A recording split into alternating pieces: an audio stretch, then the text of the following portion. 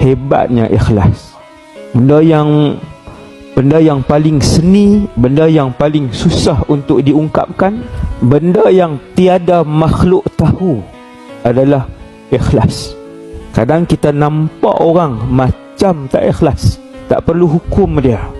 Bukan tugas kamu untuk hukum orang ni ikhlas, orang ni tak ikhlas. Itu urusan Allah, dan Allah bagi tahu ikhlas itu satu rahsia daripada rahsiaku yang aku letakkan akan dia tu ikhlas. Allah ambil ikhlas, makhluk ni nama ikhlas, Allah ambil, Allah letakkan dalam hati orang yang Allah kasih.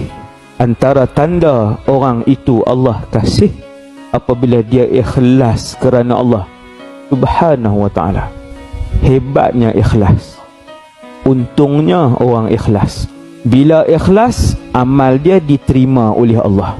Sebab dia buat amal ibadat, kebaikan tu kerana Allah, maka Allah terima. Dan apabila dia ikhlas, bermaksud dia dikasihi dan disayangi oleh Allah.